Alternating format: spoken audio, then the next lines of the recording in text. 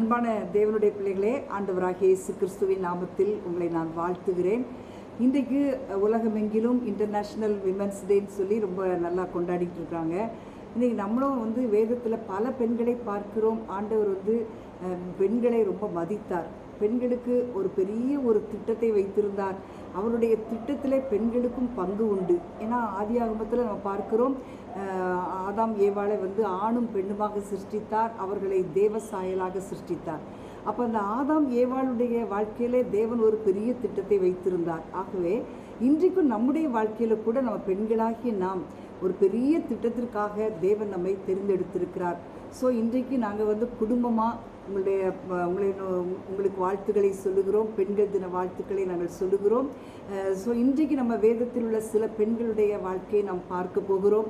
அது நிமித்தமாக தேவன் உங்களுடைய வாழ்க்கையிலே பெரிய காரியங்களை செய்ய போகிறார்.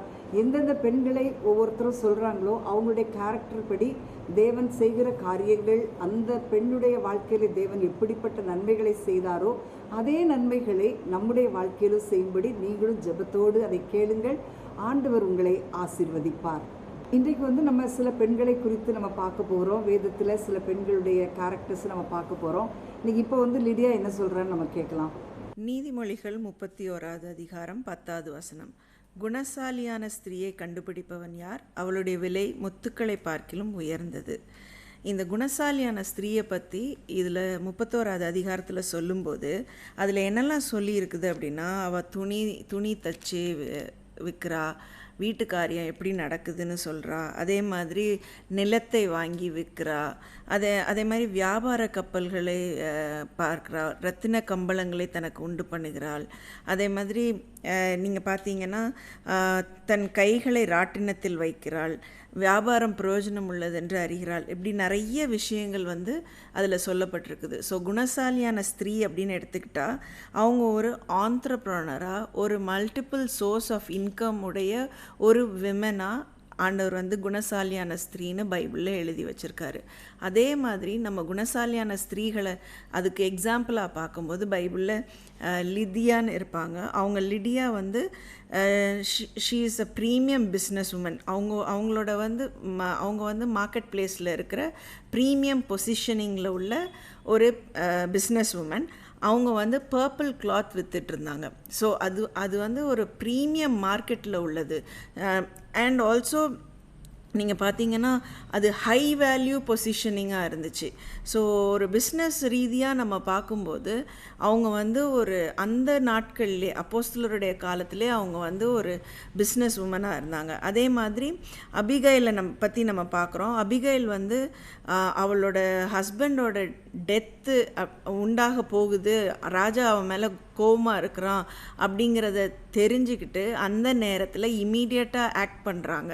ஒரு க்ரைசிஸ் வரும்போது நம்ம எப்படி ரியாக்ட் பண்ணுறோம், அதே மாதிரி நேராக போய் தாவீதுக்கிட்ட நெகோஷியேட் பண்ணுறாங்க. இந்த மாதிரி அவர் என்னோடய ஹஸ்பண்ட் தான், அறியாமையினால் செஞ்சிட்டாரு, நீங்கள் பார்த்து இது பண்ணுங்க அப்படின்னு சொல்லி அவங்க நெகோஷியேட் பண்ணுறாங்க. அண்ட் அந்த க்ரைசிஸை அவங்க ஹஸ்பண்டுக்கு வருகிற அந்த க்ரைசிஸை அவங்க அவங்களுக்கு ரிலீவ் பண்ணி கொடுக்குறாங்க. ஸோ இதே மாதிரி நம்மளும் ஒரு மார்க்கெட் பிளேஸில் இருக்கும்போது நமக்கு ஏற்படுற க்ரைசிஸ், நமக்கு ஏற்படுகிற ரிஸ்க் எல்லாம் நம்ம மிட்டிகேட் பண்ணி நம்ம ஒரு சக்ஸஸ்ஃபுல்லான ஒரு பிஸ்னஸை ரன் பண்ண முடியும். அதே மாதிரி தெபோராவை பற்றி நம்ம பார்க்குறோம் நியாயாதிபதிகளில். அந்த நியாயாதிபதிகளில் அவங்க இஸ்ரவேலரை நீதி செய்கிறாங்க, நீதிபதியாக இருக்கிறாங்க இஸ்ரவேலர் மக்கள் மத்தியில். அதே மாதிரி அவங்க ஒரு ஸ்ட்ராட்டஜிக்கலாக அவங்கள வழிநடத்தி கொண்டு போகிறாங்க. கம்ப்ளீட்டாக ஒரு டிசிஷன் மேக்கிங் அத்தாரிட்டி அவங்களுக்கு இருந்துச்சு. அதே மாதிரி ஒரு லீடர்ஷிப் அண்ட் கவர்னன்ஸ் இருந்துச்சு. ஸோ பெண்கள் நம்மளோட சூழ்நிலையில் நம்ம எதுவுமே செய்ய முடியாதுன்னு கிடையாது.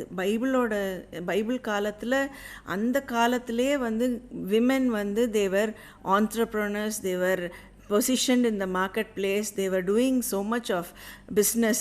ஸோ இப்போ நம்ம ஆஸ் விமன் நம்ம என்ன பண்ணலாம் அப்படின்னா, நம்ம மைண்டில் நம்ம நம்மளை ரெஸ்ட்ரிக்ட் பண்ணாமல் நம்மளாலேயும் முடியும் அப்படின்னு நம்ம மார்க்கெட் பிளேஸில் நம்மளை பொசிஷன் பண்ணி பக்காவாக நம்ம ஒர்க் பண்ணோம் அப்படின்னா ஆண்டவருடைய கிருபையினால் நம்மளாலேயும் ஷைன் பண்ண முடியும். நம்மளையும் ஆண்டவர் மேன்மைப்படுத்துவார். நம்மளும் ஒரு லீடர்ஷிப் பொசிஷனில் நம்ம இருக்க முடியும். ஸோ ஆண்டவர் நமக்கு இதெல்லாம் செய்கிறதுக்கான பலனை தருவார். இப்போ வந்து நீதிமொழிகளில் உள்ளதை பற்றி அவர் சொல்லும்போது, இப்போ லிதியா அப்படிங்கும்போது லீதியாளை குறித்து வேதத்தில் என்ன சொல்லியிருக்கு அப்படின்னா, அவள் வந்து அந்த அப்போஸ்தலர்களை அவள் ஏற்றுக்கொண்டாள் தங்களுடைய வீட்டில். அவள் இவ்வளோ பெரிய இரத்தாம்பரத்தை விற்கிறவளாக இருந்தாலும் அந்த அப்போஸ்தலர்களை எங்கள் வீட்டுக்கு வாங்க, எங்கள் வீட்டில் வந்து தங்குங்க அப்படின்னு சொல்லி அவள் கூப்பிட்டு உபசரித்தாள். அப்போ அது அவளுக்கு வந்து ஒரு பெரிய ப்ளஸ் பாயிண்ட் அவளுடைய வாழ்க்கையில், ரொம்ப ஒரு ஆசீர்வாதம். ஏன்னா அவள் பவுல் சொல்லியவைகளை கவனிக்கும்படி தேவன் அவள் இருதயத்தை திறந்தார்னு பைபிளில் இருக்கும். ஸோ நம்முடைய இருதயமும் ஆண்டவர் திறக்கும்போது நம்முடைய வாழ்க்கையிலே ஒரு பெரிய மாற்றம் உண்டாகும். நம்ம ஊழியக்காரங்களை கனப்படுத்தும் போது நம்ம வாழ்க்கையில் ஒரு மேன்மையை ஆண்டவர் நிச்சயமாக கட்டளையிடுவார். அடுத்து நம்ம பார்க்க போகிறோம், சும்மா என்ன சொல்கிறான்னு நம்ம கேட்கலாம். நான் சூஸ் பண்ண விமன் ஃப்ரம் த பைபிள் வந்து எஸ்தர். ஒரு சாதாரண பெண்மணி ஒரு ராஜாத்தியாக உயர்த்தப்பட்ட ஒரு சம்பவம் பைபிளில் இருக்குது, நம்ம எல்லாருக்கும் தெரியும். எஸ்தர் 4வது அதிகாரம் 14வது வசனம் என்ன சொல்லுதுன்னா, நீ இந்த காலத்திலே மௌனமாக இருந்தால் யூதருக்கு சகாயமும் ரட்சிப்பும் வேறொரு இடத்திலிருந்து எழும்பும், அப்பொழுது நீயும் உன் தகப்பன் குடும்பத்தாரும் அழிவீர்கள். நீ இப்படிப்பட்ட காலத்துக்கு உதவியாக இருக்கும்படி உனக்கு ராஜ மேன்மை கிடைத்திருக்கலாமே, யாருக்கு தெரியும் என்று சொன்னான் அப்படின்னு இருக்கு. இதில் மொர்தேக்காய் வந்து எஸ்தர் ராஜாத்திக்கு ஒரு முக்கியமான ஒரு காரியத்தை அவங்க வந்து நினைவூட்டுறாங்க. என்னன்னா, நீ இந்த காலத்திற்கு உதவியாக இருக்கும்படிக்கு அப்படின்னு சொல்லி. இப்போ நம்மளும் நம்மளோட லைஃப்பில் எல்லா ஹையஸ்ட் பொசிஷனில் நம்ம வந்து பிளேஸ் ஆகிருக்கலாம். ஒருவேளை நம்ம கவர்மெண்ட் இன்ஸ்டிடியூஷனில் வேலை பார்க்கலாம், நம்ம வந்து ஒரு எஜுகேஷ்னல் இன்ஸ்டிடியூஷனில் வேலை பார்க்கலாம், ஒரு கவர்மெண்ட் ஆஃபீஸில் வேலை பார்க்கலாம். இந்த மாதிரியான சிச்சுவேஷனில் ஆண்டவர் நம்மளை எதுக்காக இப்படி ஒரு பொசிஷன் கொடுத்து நம்மளை பிளேஸ் பண்ணியிருக்காங்க அப்படின்றதோட நோக்கத்தை நம்ம தெரிஞ்சுக்கணும், அதை புரிஞ்சு செயல்படணும். இதுதான் வந்து எஸ்தர் ராஜாத்திக்கும் மொர்தேக்காய் வந்து உணர்த்துறாரு. நீ இந்த காலத்திற்கு உதவியாக இருக்கும்படிக்கு, எந்த காலத்திற்கு அப்படின்றத நம்மளும் அறிந்து புரிந்து நாம் அதை செயல்படுத்த வேண்டும் நம்முடைய வாழ்க்கையில் அப்படின்றத நான் வந்து இது மூலமாக நான் வந்து சொல்கிறேன். எஸ்தர் ராஜாத்திக்கு நிறைய ஒரு ஆப்பர்ச்சுனிட்டி இருந்தது டு பி சேஃப். அவங்க சேஃபாக இருக்கிறதுக்கான ஏகப்பட்ட ஆப்பர்ச்சுனிட்டிஸ் இருந்தது. அவங்க ராஜா அரண்மனையில் இருந்தாங்க, அதே மாதிரி ராஜாவுக்கு பக்கத்தில் இருந்தாங்க. அவங்க நினச்சிருந்தாங்கன்னா அமைதியாகவே இருந்திருக்கலாம், ஆனால் அவங்க அமைதியாக இல்லை. ஆண்டவர் அவங்க மூலமாக ஒரு திட்டத்தை வச்சுருந்தாங்க. அதை செயல்படுத்துறதுக்கு அவங்க அந்த நோக்கத்தை அறிந்து அவங்க வந்து அதை செயல்படுத்துறதுக்கு கரேஜியஸாக அவங்க வந்து நின்னாங்க. ஸோ அது மாதிரி நம்மளும் நம்மளோட நோக்கத்தை தெரிஞ்சுக்கிட்டு சேஃப்டியை ப்ரையாரிட்டைஸ் பண்ணாமல் ரெஸ்பான்சிபிலிட்டியை ப்ரையாரிட்டைஸ் பண்ணி நம்ம காட்ஸ் பர்பஸை ஃபுல்ஃபில் பண்ணணும் அப்படின்றத நம்ம இந்த இடத்துல லேர்ன் பண்ணிக்கிறோம். இப்போ எஸ்தருடைய வாழ்க்கையில் நம்ம பார்க்கும்போது எஸ்தர் மூலமாக தேவன் வந்து ஒரு பெரிய காரியத்தை பிளான் பண்ணியிருந்தார். யூதர்களுக்கு விரோதமாக ஒரு சத்துரு எழும்புவான், அதை வந்து எஸ்தர் மூலமாக தான் முறியடிக்கணும் அப்படின்ற ஒரு பெரிய பிளானை வந்து ஆண்டவர் வச்சுருந்ததுனால அன்னைக்கு வந்து அந்த எஸ்தருக்காகவே அந்த சிங்காசனத்தை ஆண்டவர் ஆயத்தப்படுத்தினார். வஸ்தியை வந்து வெளியே போக சொல்கிறதுக்கு ஒரு பெரிய ரீசன் கிடையாது, அவள் வரமாட்டேன்னு சொன்னது வந்து ஒரு பெரிய தப்பு கிடையாது. ஆனால் இந்த எஸ்தரை அந்த இடத்துக்கு கொண்டு வரணும், இதற்காக ஆண்டவர் வந்து அந்த சிங்காசனத்தை அவளுக்கு ஆல்ரெடி அவர் ப்ரிப்பேர் பண்ணி அவள் மூலமாக ஒரு பெரிய அற்புதம். நீங்கள் பார்த்தீங்கன்னா அதில் 9ஆம் அதிகாரத்து முதல் வசனத்தில் வரும், காரியம் மாறுதலாய் முடிந்தது. அப்போ தேவன் வந்து ஒரு காரியத்தை செய்யணும் அப்படின்னு நினச்சிட்டாருன்னா அந்த காரியத்தை சத்துரு பலவிதமான திட்டங்களை போட்டிருக்கலாம், ஆனால் அந்த திட்டத்தை தேவன் மாறுதலாய் முடிய பண்ணும்படி எஸ்தரை பயன்படுத்தினார். இன்றைக்கி நம்முடைய வாழ்க்கையில் கூட நம்ம குடும்பங்களுக்கு விரோதமாக சத்துரு பல திட்டங்களை போடலாம், ஆனால் பெண்களாகிய நம்ம வந்து ஆண்டவருக்கு முன்பாக ஒரு பிரியமான வாழ்க்கை வாழ்ந்து ஆண்டவருடைய சமூகத்தில் நம்முடைய குடும்பங்களுக்காக நாம் ஜெபிக்கும்போது நிச்சயமாக அந்த சத்துருவனுடைய திட்டம் முறியடிக்கப்படும், தேவ திட்டம் நிறைவேறும். அடுத்து வந்து நம்ம யாரை பற்றி பார்க்க போகிறோன்றத ராஸ்பரோ சொல்ல போகிறேன். நான் இன்னைக்கு யாரை பற்றி பேச போகிறேன் அப்படின்னா, யாஹேல் அப்படிங்கிற ஒரு ஸ்திரியை பற்றி நான் பேச போகிறேன். இவளை பற்றி எதில் நம்ம பார்க்குறோம் அப்படின்னா, நியாயாதிபதிகள் 4ஆம் அதிகாரத்தில் நம்ம பார்க்குறோம். ஆண்டவர் இவளுக்கு வந்து ஒரு டைட்டில் கொடுத்துருக்கிறாரு. என்ன அப்படின்னா, கூடாரத்தில் வாசமாக இருக்கிற ஸ்திரீகளுக்குள்ளே அவள் ஆசீர்வதிக்கப்பட்டவளே அப்படின்னு சொல்லி ஆண்டவர் வந்து இந்த ஸ்திரீயை குறித்து ஒரு வார்த்தையை நமக்கு எழுதி வைத்திருக்கிறார். இவளுடைய குடும்ப பின்னணி என்ன அப்படின்னு பார்த்தீங்க அப்படின்னா நம்ம வந்து 17ஆம் வசனத்தில் நம்ம பார்க்கும்போது, அப்போது யாபீன் என்னும் ஆத்சேரின் ராஜாவுக்கும் கேனியனான ஏபோரின் வீட்டுக்கும் சமாதானம் உண்டாயிருந்தது அப்படின்னு சொல்லி நம்ம பார்க்குறோம். இந்த இடத்துல ஒரு யுத்தம் நடக்குது. அந்த யுத்தம் நடக்கிற அந்த ராஜாவுக்கும் கர்த்தருடைய பிள்ளைகளுக்கும் ஒரு யுத்தம் நடக்குது. ஆனால் இவங்க வந்து இந்த குடும்பத்தினர் வந்து அந்த எதிராக இருக்கிற அந்த ராஜாவோடு சமாதானமாக இருக்கிறாங்க. ஆனால் ஆண்டவர் வந்து இந்த ராஜாவை குறித்து என்ன சொல்கிறார் அப்படின்னா, நியாயாதிபதிகள் 5 கடைசி வசனத்தில் என்ன சொல்லியிருக்கு அப்படின்னா, கர்த்தாவே உம்மை பகைக்கிற யாவரும் இப்படியே அழிய கடவர்கள் அப்படின்னு சொல்லுது. அப்போ இந்த ராஜா யார் அப்படின்னா, கர்த்தரை பகைக்கிற, கர்த்தருடைய பகையாளி, கர்த்தருக்கு வந்து சத்துரு. இதை வந்து இந்த ஸ்திரீக்கு வந்து ஆண்டவர் இது குறித்த ஒரு வெளிப்பாடு ஆண்டவர் கொடுத்தார். நம்முடைய வாழ்க்கையிலும் நம்மளுடைய எதிராளி யார், நமக்கு விரோதமாய் இருக்கிற கர்த்தருடைய பகைஞன் யார் அப்படின்னு நம்ம கண்டு கொள்ள கர்த்தர் நமக்கு ஒரு ஞானத்தை கொடுக்கணும். அப்போ ஆண்டவர் வந்து இந்த ஸ்திரீக்கு அந்த காரியத்தை வெளிப்படுத்துறதுனால இவன் என்ன பண்ணா, கரெக்டாக ஆக்ட் பண்ணுறா. அந்த ராஜா வாரான், அந்த ராஜா கூட சமாதானமாக தான் இருக்கிறாங்க. ஆனால் இவன் என்ன பண்ணுறா அப்படின்னா, அவனுக்கு பாலை கொடுக்குறா. பால் கொடுத்து அவனை தூங்க வச்சு ஒரு கூடார ஆணியை எடுத்து சுத்தியை பிடித்து அவனுடைய தலையிலே உருவ அடித்து அந்த இடத்துல அந்த ராஜாவை கொலை செய்கிறா. கர்த்தருக்கு பகைஞ்சனா இருக்கிற ஒரு ராஜாவை அழித்து போடுறா. நம்மளுடைய வாழ்க்கையிலும் நம்மளுடைய குடும்பங்களில கர்த்தருக்கு சத்ரு யார், கர்த்தருடைய சத்ரு யார் அப்படிங்கிற ஒரு வெளிப்பாடு நமக்கு இருக்கும்போது ஆண்டவர் வந்து அந்த சத்ருவை நாம ஒரு ஸ்திரீயா இருக்கிற நாமே ஒரு வாரியராக எழும்பி நம்முடைய முழங்கால் யுத்தத்தை பண்ணி அந்த சத்ருவை முறியடிக்க கர்த்தர் நமக்கு கிருபை தருவார். அப்படிப்பட்ட கிருபைகளை கர்த்தர் நமக்கு தருவாராக. ஆமென். இப்போ வந்து நம்ம குடும்பங்கள்லையுமே பார்த்தீங்கன்னா நிறைய சத்துரு நமக்கு முன்னேற விட முடியாதபடி, நம்ம ஒரு பிஸ்னஸ் ஆரம்பிக்கிறோம், அந்த பிஸ்னஸ் வந்து நல்லா வளர முடியாதபடி ஒரு சத்துரு இருப்பான். அது மாதிரி நம்ம குடும்பத்தில் வந்து ஆசீர்வாதங்களை, சந்தோஷங்களை, நன்மைகளை பெற முடியாதபடி பல சத்துரு போராடிக்கிட்டு இருக்கான். இன்றைக்கி வந்து நமக்கு விரோதமாக ஏராளமான சத்துருக்கள் இருந்தாலும் ஆண்டவர் சொல்கிறாரு, இந்த துரைத்தனங்களையும் அதிகாரங்களையும் சிலுவையில் உரிந்து கொண்டு வெளியரங்கமான கோலமாக்கி சிலுவையில் வெற்றி சிறந்தார். அப்போ நம்ம என்ன பண்ணணும்னா, பெண்களாகிய நம்ம வந்து குடும்பத்தில் என்ன சத்துரு கிரியை செய்து, இப்போ வந்து மீதியானியரின் ஆவின்னு ஒன்று உண்டு. அது என்னென்னா, நம்முடைய விளைச்சலை கெடுக்கிற ஆவி, நம்முடைய ஆசீர்வாதங்களை கெடுக்கிறது, நம்ம வருமானங்களை கெடுக்கிற ஆவி. அப்போ இது என்ன இருக்குது நம்ம வாழ்க்கையில் அப்படின்றத கரெக்டாக அடையாளம் கண்டுபிடிச்சி, வேற சொன்னது போல் அதை வந்து கரெக்டாக அடையாளம் கண்டுபிடிக்க வேண்டிய பொறுப்பு வந்து பெண்களுக்கு ரொம்ப உண்டு. ஏன்னா பெண்களுக்கு அப்படிப்பட்ட கிருபைகளை ஆண்டவர் தந்திருக்கிறார். ஸோ நம்ம அதை யூஸ் பண்ணணும்.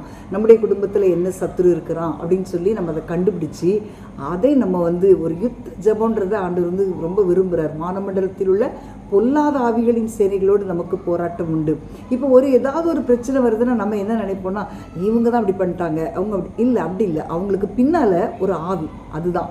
இப்போ நம்ம வந்து மனுஷங்களை பார்க்காம அதுக்கு பின்னால் உள்ள ஆவியை நம்ம வந்து துரத்தும் போது நிச்சயமாக நம்முடைய குடும்பத்தில் ஒரு ஆசீர்வாதம் உண்டாயிருக்கும். இப்போ வந்து அடுத்து ரஹினா என்ன பேசுகிறான்னு நம்ம பார்க்கலாம். இயேசு கிறிஸ்துவின் தாயாராகிய மரியாளை பற்றி நான் பேச போகிறேன். அவங்கள பற்றி பேசும்போது லூக்கா எழுதின விசேஷத்தில் 1ஆம் அதிகாரம் 38வது வசனத்தில், இதோ நான் ஆண்டவருக்கு அடிமை, உம்முடைய வார்த்தையின்படி எனக்கு ஆக கடவது என்றாள். அப்பொழுது தேவதூதன் அவனிடத்திலிருந்து போய்விட்டான். இதில் மெயினாக இந்த வசனத்தில் என்ன பார்க்குறோன்னா, உம்முடைய வார்த்தையின்படி எனக்கு ஆக கடவுது அப்படின்றது அவங்க வந்து ஒப்பு கொடுக்குறாங்க. அந்த காலத்தில் வந்து அவங்க கடைப்பிடிச்சு வந்த நிறைய ப்ராமிசஸ் இருக்கும். ஸோ அந்த இதை வந்து ஸ்ட்ரிக்டாக கடைப்பிடித்துட்டு வந்திருந்தாங்க, உடன்படிக்கைகள்லாம். அந்த உடன்படிக்கைகள் இப்படி கடைப்பிடித்துட்டு வந்த நேரத்தில் இவங்க இப்படி ஒரு கல்யாணத்துக்கு முன்னாடியே கர்ப்பமாக இருக்கிறாங்க அப்படின்ற ஒரு செய்தி யாராவது கேட்டாங்க அப்படின்னா, அதை கேட்கும்போது அது வந்து கல் எறியப்பட்டு கொலை செய்யக்கூடிய ஒரு பனிஷ்மெண்ட்டை கொடுக்கக்கூடிய காலகட்டம் அது. ஸோ அந்த சூழ்நிலையில் ஒரு தேவதூதன் வந்து அவருக்கு நீங்கள் இப்படி ஒரு கர்ப்பஸ்திரி ஆக போகிற அப்படின்னு சொல்லும் போது அவங்களோட சூழ்நிலை எப்படி இருந்திருக்கும் நான் அந்த டைமில். ஆனாலும் அதை அவங்க யோசிக்காமல் உமது வார்த்தையின்படி எனக்கு ஆக கடவுதுன்னு சொல்லி அந்த இடத்துல ஒப்பு கொடுத்தாங்க. அந்த நம்ம அதே விசுவாசத்தோட நம்மளும் சில விஷயங்களுக்கு நம்ம ஒப்பு கொடுக்கணும். தேவன் நம்முடைய சொல்ல வேண்டியது வந்து ஜோசப் கிட்ட சொல்லும் போது, மரியாள் ஜோசப் கிட்ட சொல்லும் போது அவங்க வந்து இந்த மாதிரி நான் கர்ப்பவதியாக இருக்கிறேன் அப்படின்னு சொல்லி அவங்களோட தெய்வ சித்தத்தை சொல்கிறாங்க. ஆனால் அவருக்கு மனதில் வந்து அவளை தள்ளிடுவோம் அப்படின்னு வந்து தோணியிருக்கு. அப்போ தான் தேவதூதர் வந்து அவங்க கிட்ட பேசுகிறாங்க, ஜோசப் கிட்ட வந்து இல்லை இது வந்து தேவனுடைய சித்தம் அப்படின்றத சொல்கிறாங்க. ஆனால் இதெல்லாம் நடக்கிறதுக்கு முன்னாடியே சில பேர் என்ன செய்வாங்க, அவங்களோட ஹஸ்பண்ட்ஸ் கிட்டேருந்து சில காரியங்களை மறைக்க நினைப்பாங்க. ஸோ அப்போ இந்த டைமில் இப்படி ஒரு அந்த சூழ்நிலைகளில் இவங்க என்ன பண்ணாங்க, மரியாள் என்ன பண்ணாங்க, அவங்களோட ஹஸ்பண்ட் கிட்ட இந்த இது ஓப்பனாக முதலே சொல்லிட்டாங்க. தேவன் வந்து நம்மக்கிட்ட சொன்ன மாதிரி தேவதூதனை வச்சு சொல்லணும் அப்படிலாம் அவங்க எதிர்பார்க்காம அந்த சூழ்நிலையில் அவங்களே முதல்ல ஒப்பு கொடுத்தாங்க. அவங்க ஹஸ்பண்ட் கிட்ட ட்ரூத்ஃபுல்லாக இருந்தாங்க, முதல்ல அவங்க சொன்னாங்க. ஸோ இந்த காரியத்தையும் அவங்கள்ட்ட பார்க்கணும். இந்த தாழ்மையும் இந்த ட்ரூத்ஃபுல்னஸையும் நம்ம அவங்கக்கிட்டேருந்து கற்றுக்கொள்ளணும்.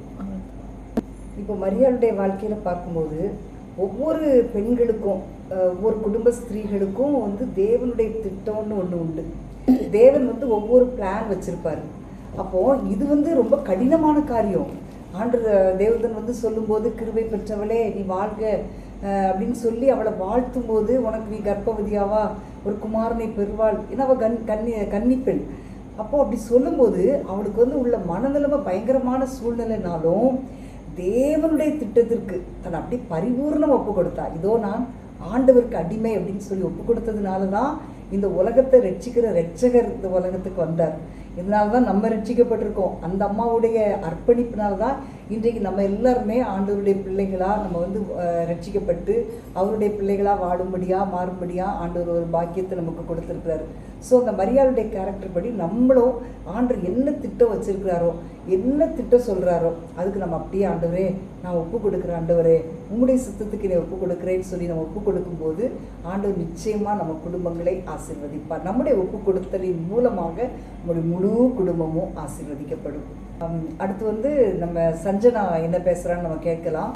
ஓகே, ஸோ இன்றைக்கி நான் பேச போகிற கேரக்டர் வந்து she was an ordinary woman. No, she was not a queen, she was not an celebrity, she was just an ordinary woman who's nothing but, I'm talking about Ruth. So Ruth vandu she had a life. She was not even a Canaanite, she was a Moabite. Ana she had a life and it was not successful. So but she made a choice in life. She wanted to be loyal to the family she came in. So அவ வந்து அவ mother in லாவை விட்டு கொடுக்காம அவங்க கூட வரணுன்ற ஒரு loyalty இருந்துச்சு அவகிட்ட. She had a choice and I think that was the first point got honoured her. அதுக்கப்புறம் என்ன பண்ணுறா, so she comes with her mother in law. இப்போது she's a Moabite, she's not a Canaanite. So அவளை அங்கே accept பண்ணுறதே ஒரு பெரிய விஷயம்.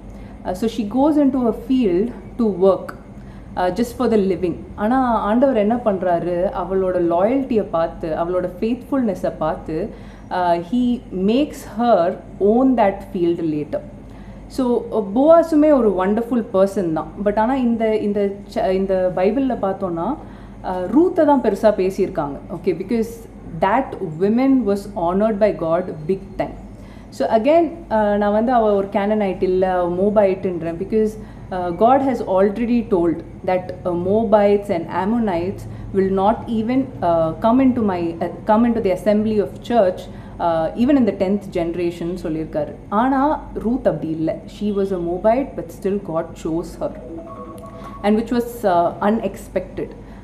அதே மாதிரி நம்ம மென்னை பார்த்தா கூட, ஜேக்கபோட சன்ஸை பார்த்தா கூட ஜோசஃபை தான் வந்து ரொம்ப ப்ரேஸ் பண்ணி நம்ம ஜெனசிஸில் படிச்சுட்டு வரும்போது ஃபுல்லாக ஜோசஃபை தான் ப்ரேஸ் பண்ணி இருக்கும். பட் ஒரு பாயிண்டில் தான் we will come to know that only from Judah that Jesus will come. So God chose Judah there.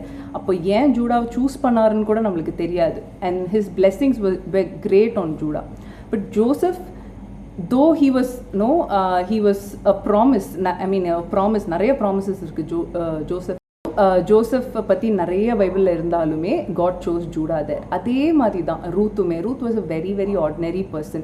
ஆனால் the second life that God gave her was tremendous. அது யாருமே எக்ஸ்பெக்ட் பண்ணாத life. neither did she expect. அவள் லாயலாக இருக்கணுன்ற ஒரே ஒரு நோக்கத்தோடு தான் அவள் மதர் இன் லாவோட வந்திருப்பாள். ஆனால் அதை God beautifully changed around and only from Ruth our Jesus came. So such a big calling Ruth had. So அதே மாதிரி தான் நம்ம வாழ்க்கையிலையும் வந்து we can be very ordinary people. நம்ம வந்து பெருசாக ஒன்றும் அச்சீவ் பண்ணியிருக்க வேணாம். நம்ம ஒரு பெரிய பிஸ்னஸ் விமனாக இல்லாமல் இருக்கலாம், பெரிய கம்பெனிஸில் ஒர்க் பண்ணாமல் இருக்கலாம், just another ordinary women who's unheard. நம்ம வாய்ஸை கூட ஹியர் பண்ணாமல் இருந்திருக்கலாம் பீப்புள். பட் அந்த மாதிரி ஒரு பர்சனை கூட God can change around, God can use such a person, and Ruth is such example. ரூத்துடைய வாழ்க்கையில் பார்க்கும்போது ரூத் வந்து ஒரு சபிக்கப்பட்ட ஒரு மோவாபிய ஸ்திரீ. ஆண்டவர் வந்து சஞ்சனா சொன்னது போல் 10ஆம் தலைமுறையில் கூட அது கர்த்தருடைய சபைக்கு உட்படலாகாது.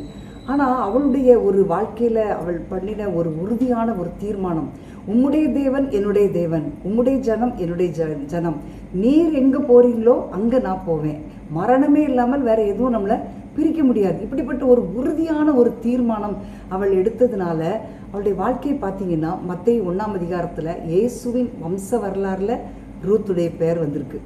அதே போல தான் இந்த ராகாப், அவளும் ஒரு வேசி, அவள் அந்நிய ஸ்திரீ. அவளுடைய வாழ்க்கையில் அவள் வந்து ஆண்டவரை உறுதியாக பிடிச்சுக்கிட்டா. ஆண்டவர் செய்த காரியங்களை அவள் விசுவாசத்தோடு அவள் அறிக்கையிட்டதுனால தேவன் உங்களுடைய தேவன் செய்த காரியங்களை நாங்கள் கேள்விப்படும் போது எங்களுடைய இருதயம் ரொம்ப கரைந்து போயிற்று அப்படின்னு சொல்லி, இஸ்ரவேலின் தேவனாகிய கர்த்தர் தான் மேலே வானத்திலும் கீழே பூமியிலும் தேவனானவர் அப்படின்றத அவள் அறிக்கையிட்டதுனால இயேசுவினுடைய சந்ததி வரலாறில் அந்த ராகாபுடைய பேரும் வந்துச்சு. அதே போல் இன்னைக்கு ஒன்றும் இல்லாமையிலிருந்து தேவன் நம்மை உயர்த்துகிறவர். ஸோ பெண்களாகி நாம் வந்து நமக்குள்ளே ஒரு நம்பிக்கை இருக்கணும், நமக்குள்ளே ஒரு விசுவாசம் இருக்கணும். நம்ம ஒன்றுமே இல்லாமல் இருந்திருக்கலாம், நம்முடைய வாழ்க்கை வந்து வெறுமையாக இருந்திருக்கலாம். ஆனால் நம்ம ஆண்டவருடைய கரத்தில் நம்முடைய வாழ்க்கையை ஒப்பு கொடுக்கும்போது, ஆண்டவரை பின்பற்றுவதில் ஒரு உறுதியான தீர்மானம் எடுக்கும்போது, இன்றைக்கு இருப்பதை விட ஒரு மேன்மையான நிலைமைக்கு நம்மை உயர்த்த நம்முடைய ஆண்டவர் உண்மை உள்ளவராக இருக்கிறார். அடுத்து ரேமா என்ன பேசுகிறான்னு பார்க்கலாம். பைபிளில் சாரா வந்து she is a very special women, ஆப்ரஹாமின் மனைவி. ஸோ ஃபர்ஸ்ட்லி அவங்கள பற்றி நம்ம என்ன கற்றுக்கலான்னா, faith, waiting and God's faithfulness.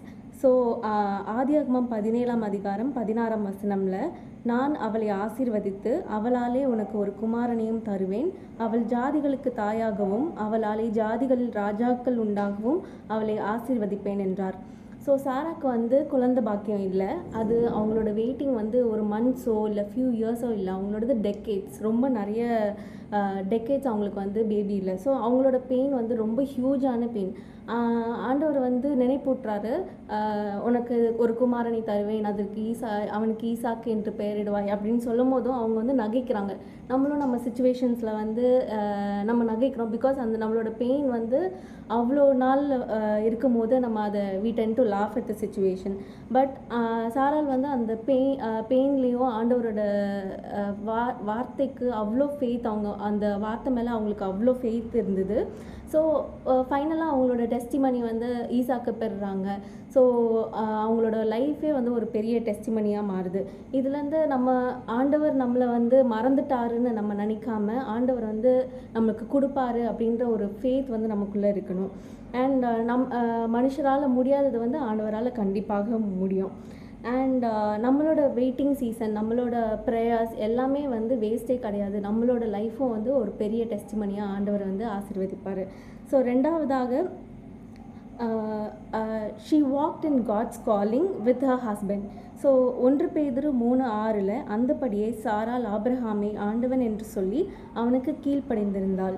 So ஆபிரகாமை வந்து ஆண்டவர் அழைக்கிறாரு, நீ உன் வீட்டையும் உன் தேசத்தையும் விட்டு வா அப்படின்னு சொல்லிட்டு ஆண்டவர் அழைக்கிறாரு.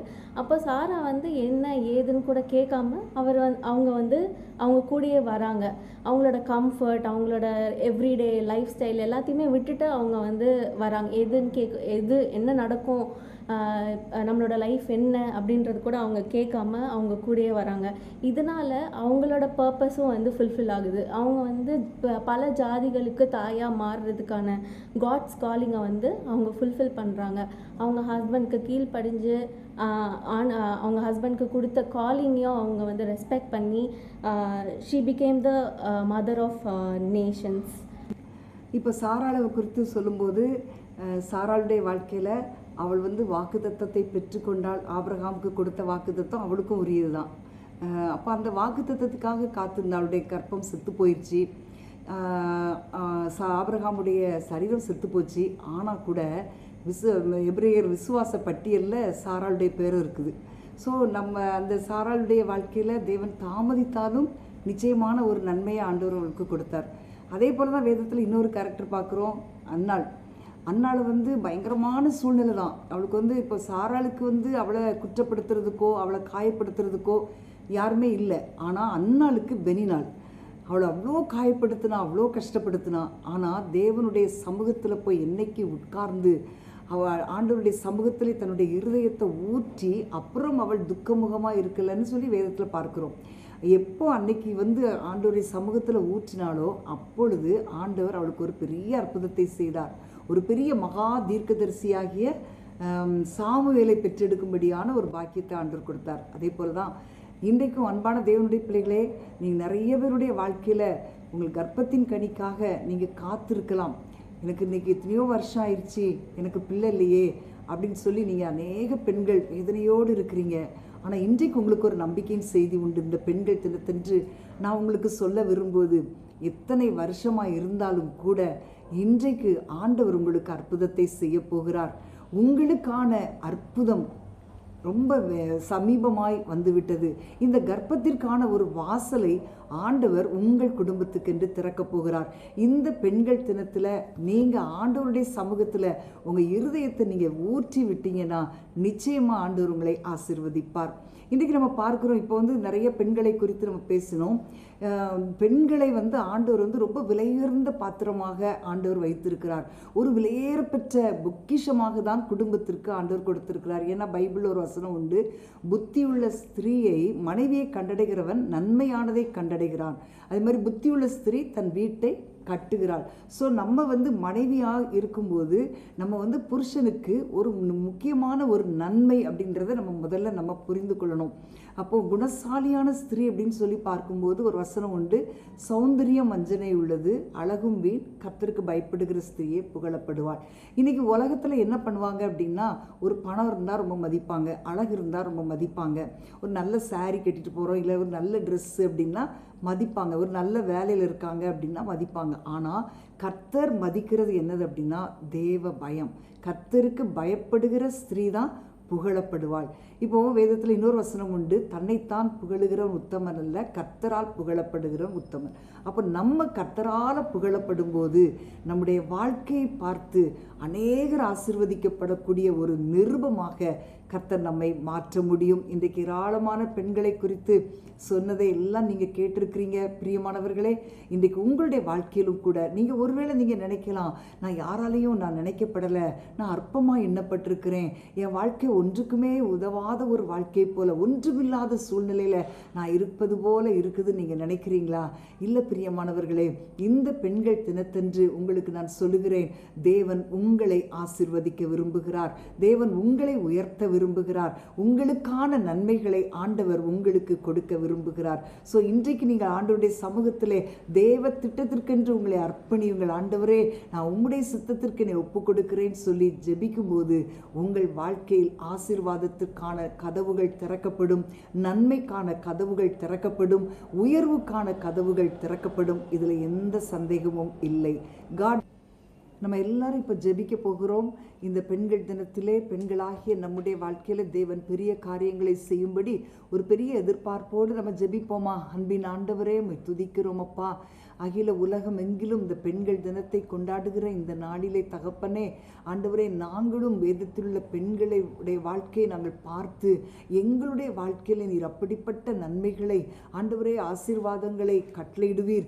அதே போல எங்களையும் நாங்கள் ஒப்பு கொடுக்க வேண்டும், எங்களுடைய வாழ்க்கையிலும் அந்த காரியங்களை கடைபிடிக்க வேண்டும் என்று சொல்லி எங்களுக்கு நீர் கற்றுக் கொடுத்த இந்த காரியங்களுக்காக ஆண்டவரே நாங்கள் உமக்கு நன்றி செலுத்துகிறோம் அப்பா. ஆண்டவரே, உம்மை துதிக்கிறோம் துதிக்கிறோம் துதிக்கிறோம். ஆண்டவரே, புத்தியுள்ள ஸ்திரீகளாக எங்களை ஒப்பு கொடுக்கிறோம். இந்த பெண்கள் தினத்தன்று ஆண்டவரே நாங்கள் புத்தி உள்ளவர்களாய் கர்த்தரால் புகழப்படுகிறவர்களாய் நாங்கள் வாழும்படி எங்களை அர்ப்பணிக்கிறோம். ஆண்டவரே, தேவ திட்டத்திற்கென்று எங்களை ஒப்பு கொடுக்கிறோம். ஆண்டவரே அப்பா, உமக்கு பிரியமாய் வாழும்படி எங்களை நாங்கள் உடைய சமூகத்திலே ஒப்பு கொடுக்கிறோம். என் தேவனுடைய பார்வையிலே ஒரு வைராக்கியமாய் நாங்கள் எழும்ப கர்த்தர் எங்களுக்கு கிருபை தருவீராக. இன்றைக்கு யார் யார் இதை கேட்கிறார்களோ அவர்களுடைய வாழ்க்கையில தகப்பனே தேவன் பெரிய காரியங்களை இன்றைக்கு செய்ய போறீங்கப்பா. அவங்க எதிர்பார்ப்பதை விட, வேண்டிக் கொள்வதை விட, நினைப்பதை விட மேலான நன்மைகளை ஒவ்வொரு பெண்களுடைய வாழ்க்கையிலும் செய்து உம்முடைய பிள்ளைகளை நீர் ஆசீர்வதித்து உயர்த்தப் போகிறதற்காக ஸ்தோத்திரம். இயேசுவின் நாமத்தில் பிதாவே, ஆமேன், ஆமேன். God bless you.